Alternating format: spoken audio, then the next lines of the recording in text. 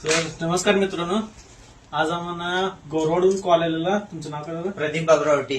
प्रदीप बाबूराव औटी यांचा बरोबर 2:30 ते 3 वाजता आम्हाला कॉल केलेले. यायला आम्हाला कॉल केल्यानंतर 15 मिनिटात आम्ही इथं टच झालोय.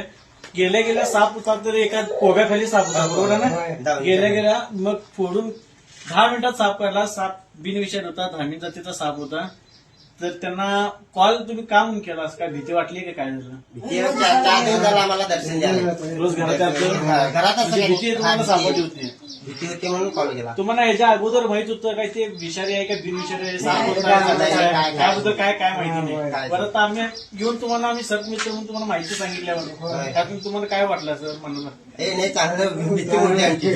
म्हणजे साप विषारी बिनविषारी हे तर कारण माहिती मिळाली. आपण सगळी एका शेतात राहतो, तर शेतातल्या माणसाने ओळखायला पाहिजे की साप विषारी कुठली आणि बिनविषारी कुठलं हे आपल्याला ओळखायला पाहिजे, बरोबर आहे? त्यामुळे तुम्ही ह्या आमच्या युट्यूब चॅनल किंवा इंस्टावर आपण दिसत ते बघून तरी तुम्ही शिकू शकता की साप विषारी कुठलं आणि बिनविषारी सुद्धा एवढं.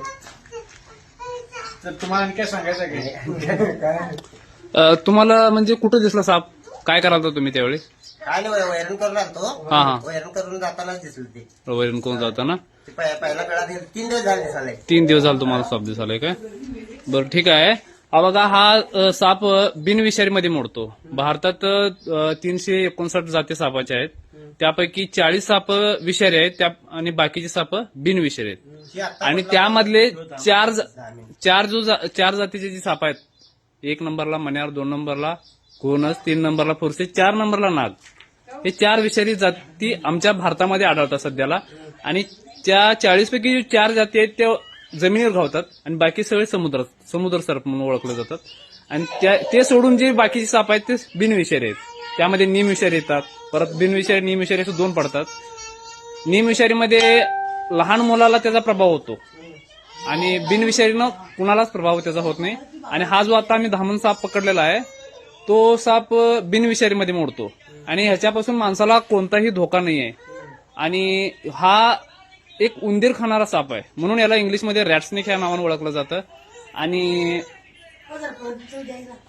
हे साप माणसाच्या शेतामध्ये एक शेतकऱ्याला एक मित्र म्हणून काम करतो. तरी सुद्धा ह्यापासून कोणताही माणसाला धोका नाही. तरी सुद्धा तुमच्या भीती खातर आम्ही त्याला पकडलं, कारण का साप म्हटलं की माणसाला भीती असतेच. त्यामुळं आम्ही भीती खातर ते साप आज रेस्क्यू केला. आणि गोरवाड गाव आहे काय? गोरवाड गाव, तालुका शिरोळ, जिल्हा कोल्हापूर पडतो. आणि आमची पूर्ण टीम इथं त्या सापासाठी रेस्क्यू करण्यासाठी इथं हजर झालेली आहे.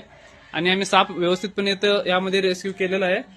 आणि ह्या दादाने आम्हाला लवकरात लवकर कॉल केलं आणि एका जीवाला जीवदान दिलं. त्याबद्दल त्यांचा मी मनापासून आभारी आहे, पूर्ण आमची टीम. धन्यवाद.